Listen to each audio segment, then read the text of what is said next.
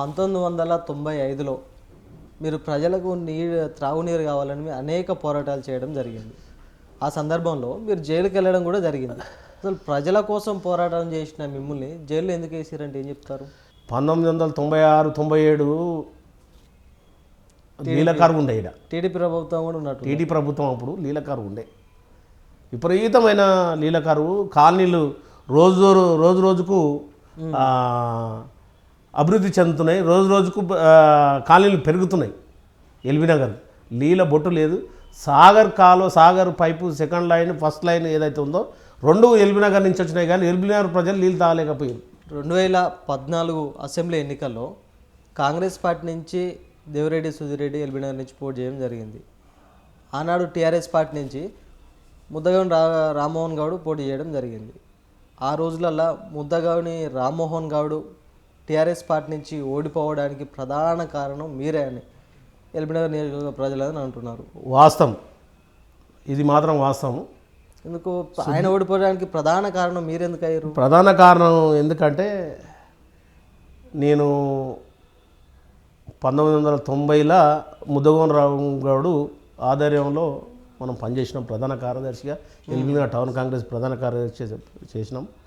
చేసిన తర్వాత ఆయన వాస్తవానికి రాజకీయ గురువు. ఆయన ఎవరికి? నాకు, ముద్దగౌని రామ్మోహన్ గౌడ్. మీ గాడ్ ఫాదర్ ఎంతసేపు సుధీరెడ్డి అన్నారు కదా. అదే అంటే ఆయనతో పార్టీలో, ముఖ్యంగా పార్టీలో ఆయన నాకు అన్ని విధాలుగా రాజకీయంగా అంచెలంచెలుగా ఎదిగిన కాడి నుంచి లెక్క పెడితే ఆయనతో ఒక 10 ఏళ్ళు సుదీర్ఘకాలంగా 10 years పనిచేసిన. 10 years పనిచేసిన తర్వాత కాంగ్రెస్ పదవి 2004లో వచ్చింది. 2004లో ఈయనకు సీట్ ఇవ్వలేదు. ఈ మల్లారెడ్డి రంగారెడ్డి నాకంటే జూనియర్.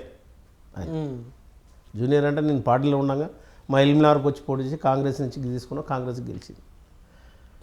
ఇప్పుడు ఈ అంతా ఒక వర్షన్ అయితే సుధీర్ రెడ్డి గారు ఒక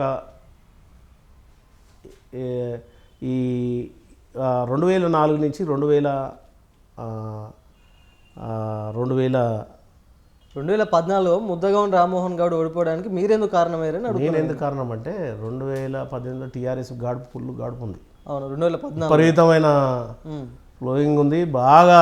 అంటే ఇప్పుడు రామ్మోహన్ గౌడ్ చాలా 1-2 లక్షల మెజార్టీ గెలిచే అవకాశం అట్లా వచ్చినుండే. 2014లో ఇక్కడ సుధీర్ రెడ్డి కాంగ్రెస్ పార్టీ నుంచి, అక్కడ టీఆర్ఎస్ నుంచి రామ్మోహన్ గౌడ్, ఇక్కడ టీడీపీ నుంచి మన ఆర్ కృష్ణయ్య. అయితే నేను అప్పటికే ఈయన దగ్గర అప్పటి నుంచి 10 ఏళ్ళు అవుతుంది చేయబట్టి, సుధీర్ రెడ్డి దగ్గర చేయబట్టి. సుధీర్ రెడ్డి ఏం చేసిందంటే ఎట్లా గెలుస్తాట్లేదు, ఇవాళ మనం ఏదైనా చేయాలి. ఆయన కూడా గెలవడానికి తెలిసిపోయింది. ఈ రామ్మోహన్ గౌడ్ని గెలవనియొద్దు అనేది ఒక ఆయన ప్రధానంగా చేసుకొని ఏం చేసిందంటే నన్ను కూర్చొని పెట్టుకొని, పేపర్ వాళ్ళని కూర్చొని పెట్టుకొని కొంత మార్పిడి చేయాలి. ఏదైతే ఈయన ముద్దగౌని రామ్మోహన్ గౌడ్ చరిత్ర ఏదైతే ఉందో, గుండాని, లేకపోతే రౌడీ షీటర్ అని, లేకపోతే ఇట్లా ప్రజల్ని చాలా విపరీతమైన. ముద్దగౌని రామ్మోహన్ గౌడ్ నిజంగా గుండా రౌడీ షీటర్ అయినా లేకపోతే మీరు అట్లా చిత్రీకరించారా? చిత్రీకరించిండు. ఎవరు? ఈయన సుధీరెడ్డి మీతో గేమ్ ఆడిచ్చి, నాతో గేమ్ ఆడిచ్చిండు. నన్ను ఎట్లా అంటే వాడుకున్నాడు అంటే రామశిల్కలాగా వాడుకున్నాడు. 100% రామశిల్కలాగా ఆడుకొని ఈ ముద్దగౌని రామ్మోహన్ గౌడ్కు తెల్లారితే ఓటింగ్ ఉంది. 2014లో తెల్లారితే ఓటింగ్ ఉంది. నాకు తెలియకుండా నా దాని 30 పేపర్లు వచ్చేసింది. నా ఇంటికి 30-40 పేపర్స్ వచ్చేసినాయి. రైపులు పెట్టే పేపర్ ఒకటి, ఎఫ్ఐఆర్, రౌడ్ షీటర్ ఎఫ్ఐఆర్. మాకు తెలిసిన సమాచారం ఏంటంటే ముద్దగౌని రామ్మోహన్ గౌడ్ ఏదో పిస్తోల్ పట్టుకున్న ఫోటోలు, ఇంతకుముందు ఏదో గొడవలలో పాల్గొన్న ఫోటోలను మీరంతా సుధీర్ రెడ్డితో కలిసి, మీరైతేంది సుధీర్ రెడ్డి అయితేంది, ఒక పాంప్లెట్ తయారు చేయించి డోర్ టు డోర్ ఇంటికి పేపర్లా కలిపి వేసిరట. నేను అదే చెప్తలేను, అది కరెక్టే. కానీ ఈయన మీద మొత్తం ఒక స్టోర్ తయారు చేసిండు. ఈయన గెలుస్తున్నాడని తెలిసిపోయింది. ఇక్కడ తెలుగుదేశం కూడా లేదు లీడ్లో వాస్తవానికి. కానీ ముద్దగౌని రామ్మోహన్ గౌడ్ టీఆర్ఎస్ ఎట్లా ఉందంటే ఉప్పంలాగా పొంగుతుంది. ఆ ఉదయం సమయంలో అట్లా ఉంది. ఆ రకంగా ఈయన వేసిన స్కెచ్లో రామ్మోహన్ గౌడ్ బలైపోయాడు. ఆ రామ్మోహన్ గౌడ్ బలితో పాటు నన్ను కూడా బలి చేసిండు. ఎట్లా చేసిండంటే నా పేరు పైన నా ఫోటో పెట్టి, నా పేరు పైన నేను చూసినట్టుగా, నేను చేసినట్టుగా, అంత చేసినట్టుగా ఒక 60,000 పేపర్స్ సృష్టించాను, 60,000 న్యూస్ పేపర్ తయారు చేయించాను వరంగల్లో. ఇంటి డోర్ టు డోర్ వేసి డోర్ టు డోర్ తెల్లారి వరకాలు ఇంటి ముందర ఉన్నాయి. అట్లా మొత్తం వనస్థలిపురం మొత్తం 60,000 ఓటర్ అంటే 60,000 పేపర్స్ అంటే మ్యాక్సిమం 35,000 నుంచి 40,000 ఓటర్సు.